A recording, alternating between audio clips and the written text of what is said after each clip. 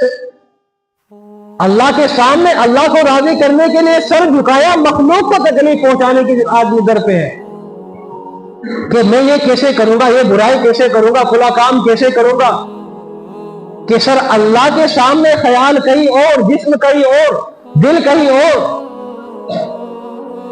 کہ آدمی دل بھی اللہ کے سامنے جھکائے، سر بھی اللہ کے سامنے جھکائے۔ یہ چھوٹی سی زندگی ہے، نہ جانے کس کی سانس کب ختم ہو جائے کچھ نہیں پتا ہے۔ آدمی یہ سوچے کہ اگر میں مر جاتا ہوں تو کل کو کیا ہوگا، میری قبر کا کیا ہوگا، میرے حشر کا کیا ہوگا، قیامت کے دن کا کیا ہوگا۔ ہارون رشید رحمت اللہ علیہ کے زمانے میں، ان کے زمانے میں ایک شخص صاحب بہلول مجذوب رحمت اللہ علیہ، تو انہوں نے یہ کہا کہ اس وقت جو سب سے پاگل آدمی ہے، اس دور کا جو سب سے پاگل آدمی ہے، ہماری نگاہوں کے سامنے جو بھی ہے، کہ جو سب سے پاگل آدمی ہے اس آدمی کو انعام سے نوازا جائے گا۔ انعام بڑا بھاری تھا، عقل مند انسان بھی اپنے آپ کو پاگل ظاہر کرنے لگے اتنا بڑا انعام لینے کے لیے۔ دنیا کے اندر ہماری جو الجھنیں ہوتی ہیں، جو پریشانیاں، وہ ٹینشنیں ہمیں ہوتی ہے، ان سے یہ ہمیں امید ہوتی ہے کہ یہ کل ختم ہو جائے گی، پرسوں ختم ہو جائے گی، اس کا ہم یہ سمادھان کر لیں گے، یہ انتظام کر لیں گے۔ آدمی کچھ نہ کچھ اس کے لیے راستہ نکال ہی لیتا ہے، اور وہ راستہ نکلتا اس لیے ہے کیونکہ ہمارے پاس ذرائع اور وسائل موجود ہے۔ مثال کے طور پر کسی آدمی کی دیوار کمزور ہو جائے، وہ گرنے لگے، تو آدمی مستری کو بلا کر وہاں کام کرا سکتا ہے، پلر کھڑا کر سکتا ہے، دیوار کو اثر نو تعمیر کر سکتا ہے۔ چھت میں کوئی پریشانی ہو جائے تو آدمی پورا لینٹر چینج کر سکتا ہے۔ اگر ہماری کوئی گاڑی خراب ہو جائے تو ہم گاڑی صحیح کرا سکتے ہیں۔ تو کوئی بھی چیز ہو دنیا کے اندر، ہم اس چیز کو تقریباً صحیح کرا سکتے ہیں کیونکہ ہمارے پاس اسباب اور وسائل موجود ہے۔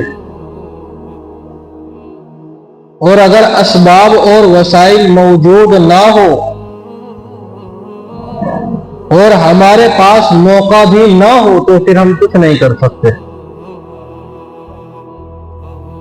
تو یہ وہ چیز ہے جہاں پر ہماری نگاہوں کے سامنے ابھی چیزیں موجود ہیں، وسائل اور ذرائع اسباب مہیا ہیں۔ جب انسان کی آنکھ بند ہو جائے گی تو پھر آنکھ بند ہونے کے بعد ہمارے پاس کوئی وسائل، کوئی ذرائع نہیں ہوں گے کہ جن سے ہم اپنی آخرت کو صحیح کر سکے، اپنی آخرت کو بنا سکے، سنوار سکے، سدھار سکے، پھر کوئی راستہ نہیں ہوگا۔ میں نے ایک حدیث پڑھی، اللہ کے نبی صلی اللہ علیہ وسلم نے ارشاد فرمایا کہ جب انسان اس دنیا سے چلا جاتا ہے تو اس کے جو اعمال ہیں، ان اعمالوں کا جو سلسلہ ہے وہ بند ہو جاتا ہے، الا من ثلاث، مگر تین چیزیں ایسی ہیں کہ دنیا سے جانے کے بعد بھی اس آدمی کو ان کا ثواب پہنچتا رہتا ہے، اس کا فائدہ ملتا رہتا ہے۔ اور وہ کیا چیز ہے؟ اللہ کے نبی صلی اللہ علیہ وسلم نے فرمایا ایک ان میں سے نیک اولاد ہے، ولد صالح یدعى له، کہ ایک نیک اولاد ہے جو ماں باپ کے جانے کے بعد ان کے لیے دعا کرتی ہے، ان کے لیے قرآن مجید پڑھتی ہے، ایصال ثواب کرتی ہے، ان کے لیے اور خیر کے نیک کے کام کرتی ہے، وہ نیک اولاد ہے۔ تو نیک اولاد بھی اللہ تبارک و تعالیٰ کی طرف سے بڑا قیمتی تحفہ ہے۔ جن لوگوں کو اولاد بری مل جائے، نالائق اولاد مل جائے تو آدمی کی زندگی جہنم بن جاتی ہے، کہ وہ نہ ان کی دنیا میں کوئی کام آ سکتے ہیں، نہ ان کے آخرت میں کچھ کام آ سکتے ہیں، بلکہ وبال جان بن جاتے ہیں دنیا اور آخرت میں بھی۔ اللہ کے نبی نے فرمایا ان میں سے ایک چیز نیک اولاد ہے، ولد صالح، औलाद नेक होगी तो ये हमारी कामयाबी का जरिया बन सकती है, और अगर औलाद नाकारा और निकम्मी होगी तो फिर ये हमारी निजात का नहीं बल्कि हमारी पकड़ का ही जरिया बनेगी। तो हम अपनी औलाद को नेक बनाने के इक़दामात उठाएं कि हमें अपने औलाद को नेक कैसे बनाना है, अपनी औलाद की जिंदगियों के अंदर हमें दीन कैसे दाखिल करना है, इत्तिबाए शरीयत उनको कैसे सिखानी है। अल्लाह तबारक व तआला का जो मुकम्मल दस्तूरुल हयात कानून है, वो कानून हमें अपनी औलाद की जिंदगियों के अंदर कैसे गुजारना है। हम अपने औलाद को बहुत सारी जगह पर कुछ सीख देते हैं कि देखो बेटा ये काम नहीं किया करते, उसने ये काम किया, देखो उसका कितना नुकसान हुआ। किसी आदमी ने कुछ बिजनेस किया, उसको उसमें नुकसान हो गया, उस शख्स की औलाद वही काम करना चाहे तो वो कहेगा देख भाई उसने ये काम किया था, ये काम मत करना, ऐसे उसको नुकसान हुआ। यह काम करना, देखो मामलात अपने सही रखना, इस तरीके से काम करना तभी काम चलेगा, नहीं तो काम नहीं चलेगा। कि आदमी अपनी औलाद को दुनिया की जरा जरा सी चीजों पर रहनुमाई करता है, अपनी औलाद की नौकरी लगाने के लिए बड़े बड़े नेताओं के पास या किसी सरकारी महकमे के पास, किसी भी इंसान के पास सिफारिश लगाने के लिए जाना पड़े तो जाता है आदमी। अपनी औलाद को दुनिया में तरक्की पर देखने के लिए माँ बाप से जो भी हो सकता है वो कर गुजरते हैं, लेकिन उन्हीं माँ बाप को अपनी औलाद की आखिरत की फिक्र नहीं रहती। हाँ, हर इंसान को यह तो पता है कि दूसरे की औलाद कैसी है, अपनी औलाद हमारी कैसी है, निकम्मी है, क्या है, उसका नहीं हमें पता है। कि गैर की आंखों का तुझको तिनका आता है नजर, देख अपनी आंख का गाफिल जरा शहतीर भी। कि सामने वाले की आंख में हल्का सा तिनका है, वो भी दिखाई दे रहा है, हल्का सा जाला भी, और अपनी आंख पूरी की पूरी टूटी पड़ी है, हमें वो नजर नहीं आ रही है। तो सबसे पहली चीज कि अपनी औलाद को नेक बनाने के लिए उनकी जिंदगियों के अंदर दीन दाखिल करने की हमें फिक्र होनी चाहिए। दूसरी चीज जो अल्लाह के नबी सल्लल्लाहु अलैहि वसल्लम ने इरशाद फरमाई वो ये है, औ इल्मुन इंतफ़अ बिन्नास, कि आदमी ने लोगों को इल्म सिखाया, लोगों को भलाई की, दीन की, अच्छाई की बात बताई, पहुंचाई। उस बात पर जितने लोग अमल करेंगे, उस पर जितने लोग अमल करके अल्लाह को राजी करेंगे, जन्नत में जाएंगे, उन सारे लोगों की नेकियों का अमल इस शख्स को भी मिलता रहेगा मरने के बाद।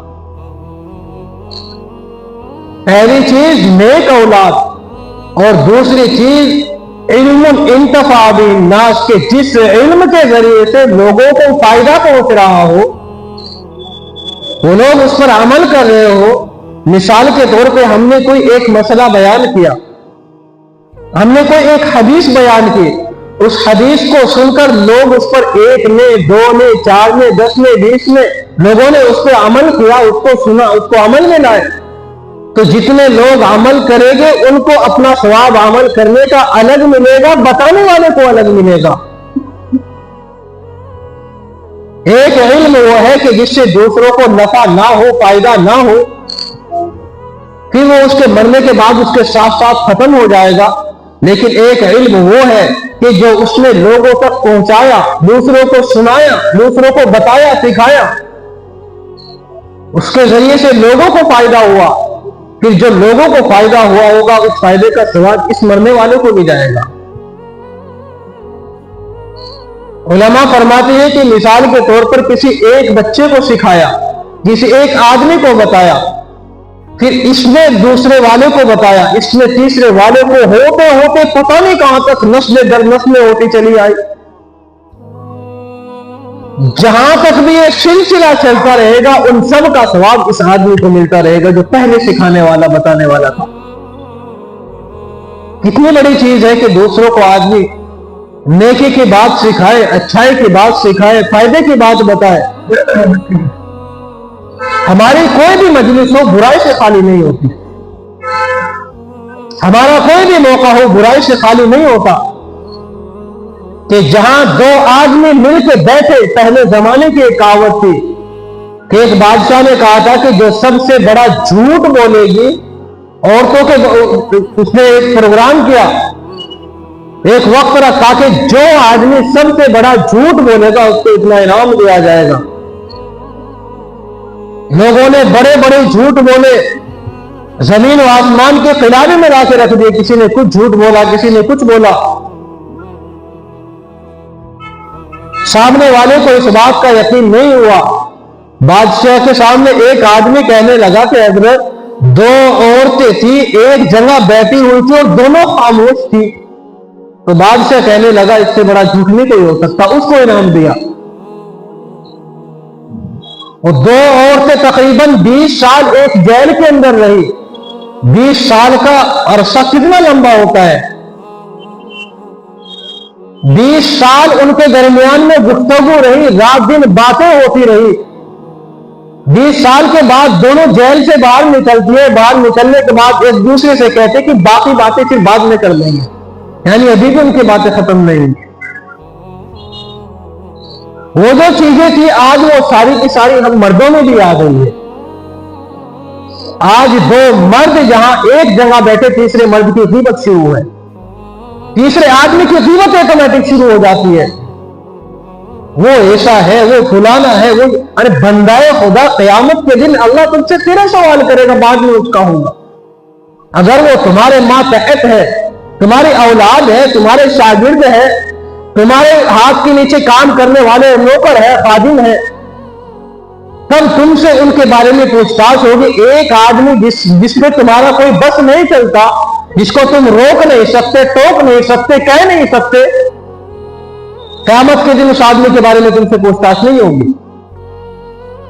اللہ تعالیٰ نے ہمارا سب کا ایک دائرہ رکھا ہے۔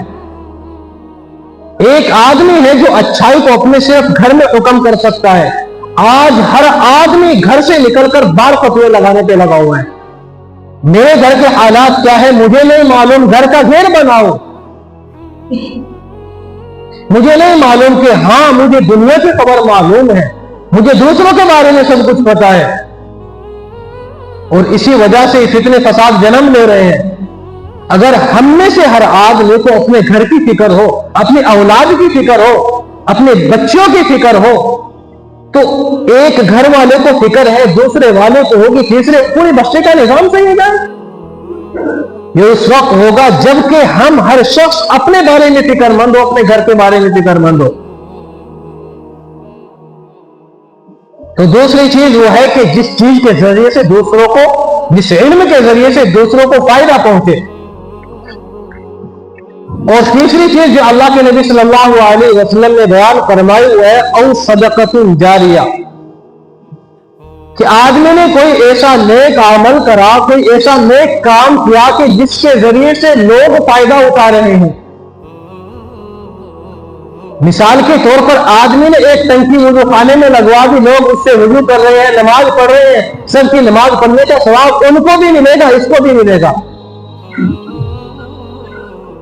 چلنے والا راستہ ہے، راستے کے کسی چوراہے پر کہیں پر بھی آدمی نے کوئی نل کا لگوا دیا، کوئی ٹنکی لگوا دی، اس چیز کے ذریعے سے لوگوں کو فائدہ پہنچ رہا ہے، تو یہ اس کا ثواب جو ہے اس کے اعمال نامے میں لکھا جا رہا ہے۔ یعنی ہر وہ عمل جو یہ کر کے گیا ہے، اچھا کام، جس کام کے ذریعے سے لوگوں کو فائدہ ہو رہا ہے، کام بھی نیک ہو، لوگوں کو فائدہ بھی پہنچے، تو پھر اس آدمی کو ان سب کے کرنے کا ثواب ملتا رہے گا جو بھی اس سے فائدہ اٹھائیں گے۔ تو پہلی چیز ہم اپنی اولاد کو نیک بنانے کی کوشش کریں، دوسری چیز ہم لوگوں کے اندر خیر اور دین پھیلانے کا ذریعہ بنے، اور تیسری چیز ہم لوگوں کے لیے نیک کام کرنے کی کوشش کریں، بدی اور برائی سے بچیں۔ جیسے یہ تین چیزیں ہمارے لیے فائدے کی ہے، ایسے ہی یہ تین چیزیں ہمارے لیے نقصان کی بھی ثابت ہو جائے گی۔ مثال کے طور پر اولاد ناکارہ ہے، نکلنی ہے، ہم نے اس کو دین پر لانے کے لیے، اس کی زندگی میں دین داخل کرنے کے لیے کوئی کوشش نہیں کی۔ آدمی نماز کے لیے خود آ گیا، اولاد کی خبر نہیں کہ کہاں ہے وہ نماز کے لیے آئی کہ نہیں آئی۔ آدمی نے خود رات دن مسجدوں کے اندر پریشانی اتنی نگر کے رکھ رکھی ہے، لیکن اولاد کی کوئی خبر نہیں۔ قیامت کے دن اولاد کے بارے میں پوچھتاچ ہوگی، خود گئے تھے اولاد کی کیوں نہیں لے کے گئے تھے؟ اولاد کی ذمہ داری بھی ماں باپ کی ہے۔ مجھے یہ بتاؤ، اگر ہماری کسی کی بھی اولاد ہو، اولاد پر ذرا سی کوئی تکلیف آ جائے، ذرا سی کوئی پریشانی آ جائے، پریشان کون ہوتے ہیں؟ ماں باپ پریشان ہوتے ہیں۔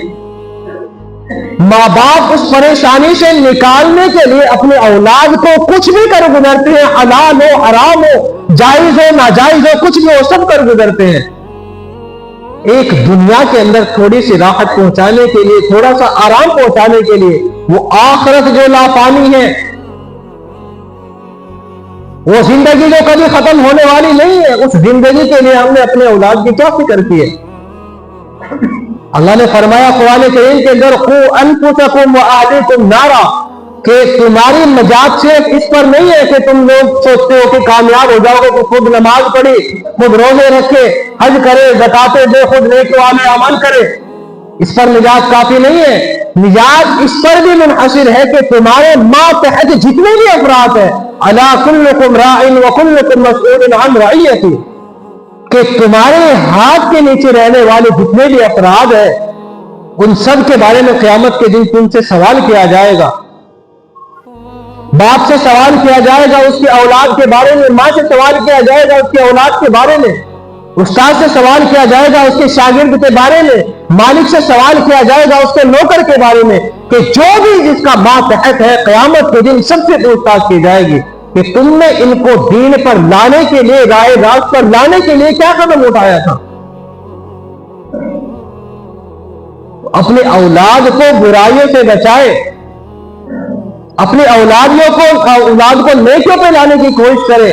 یہ ہمارے معاشرے کی سب سے بڑی لاپرواہی ہے کہ ہم اپنی اولاد کی طرف سے بے غفلت ہو گئے، بہت زیادہ غفلت میں ہیں اپنی اولاد کی طرف سے، کہ اولاد کچھ بھی کرے، کہ بچے ہیں سمجھ جائیں گے، تم بڑے ہو گئے، تم اس عمر کو پہنچ گئے، تم نہیں سدھرے ہو، کیا خاص سدھریں گے؟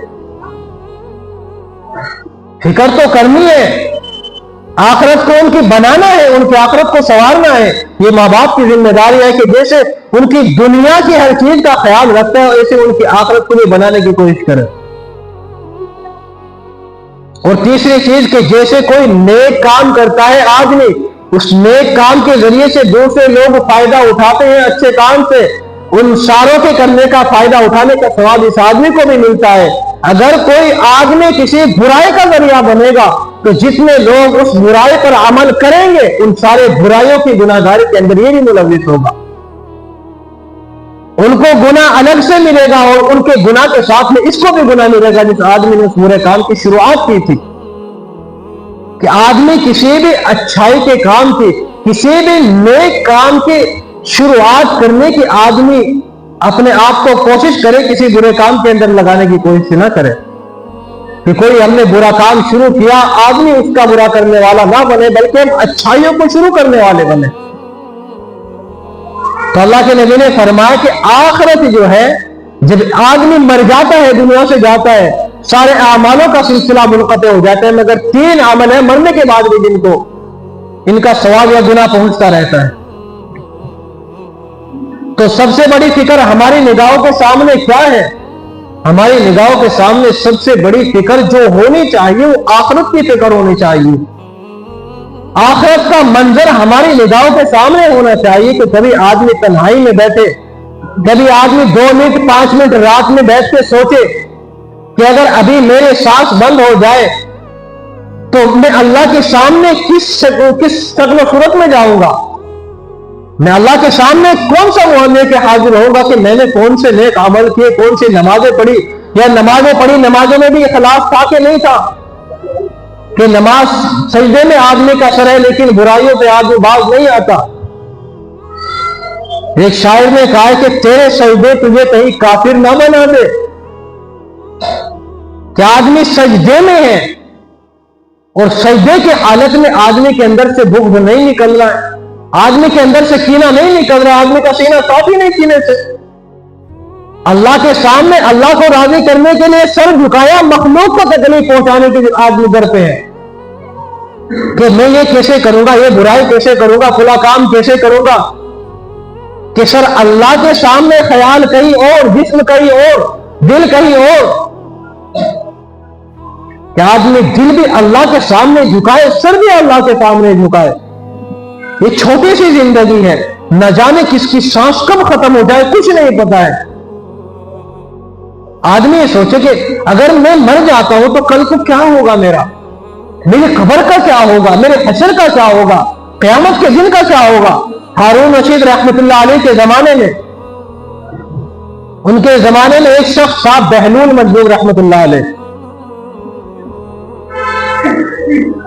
تو انہوں نے یہ کہا کہ اس وقت جو سب سے پاگل آدمی ہے, اس دور کا جو سب سے پاگل آدمی ہے, ہماری نگاہوں کے سامنے جو بھی ہے, کہ جو سب سے پاگل آدمی ہے اس آدمی کو انعام سے نوازا جائے گا. انعام بڑا بھاری تھا, عقل مند انسان بھی اپنے آپ کو پاگل ظاہر کرنے لگے اتنا بڑا انعام لینے کے لیے. بالآخر ایک شخص کو جو بڑے اللہ والے تھے, بادشاہ نے ان کو ایک ہار انعام میں دیا اور کہا کہ تم سب سے بڑے پاگل ہو, تمہارے لیے یہ ہار ہے, تمہیں یہ انعام دیا جائے گا. وہ چلے گئے اس کو لے کر اللہ والے چپ چاپ.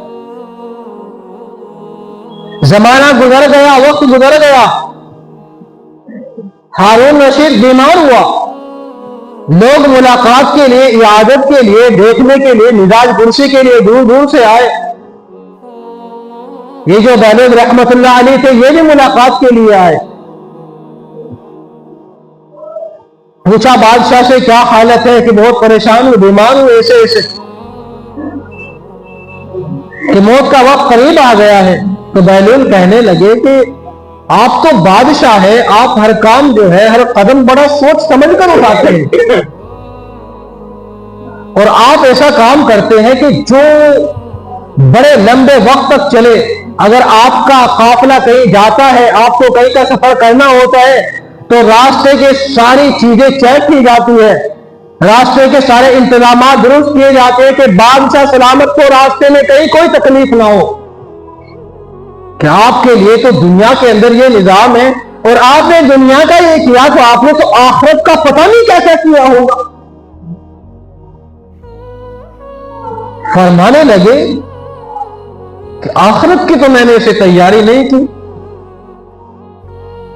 بہلول رحمت اللہ علیہ نے اپنے گلے سے ہار نکالا, نکال کر ان بادشاہ کو پہنا دیا اور فرمانے لگے کہ مجھ سے زیادہ اس ہار کے مستحق آپ ہیں, کہ آپ نے اپنی اس مختصر سی جو زندگی تھی اس کے لیے تو ہر قدم قدم پر ساری چیزوں کے انتظام کیے کہ کہیں آنے جانے میں کسی بھی چیز میں کوئی دقت پریشانی نہ ہو. اور افسوس کہ آخرت کا جو اتنا لمبا سفر تھا اس کے لیے کوئی تیاری نہیں کی, تم سے بڑا بیوقوف کون ہو سکتا ہے. یہ کہہ کر ہار گلے میں ڈال دیا. اسی لیے فرمایا الکیس من دان نفسہ وعمل لما بعد الموت, کہ عقل مند شخص وہ ہے جو مرنے سے پہلے مرنے کی تیاری کر لے. ہم دنیا کے اندر ہر چیز کے لیے تقریباً پہلے سے تیار رہتے ہیں.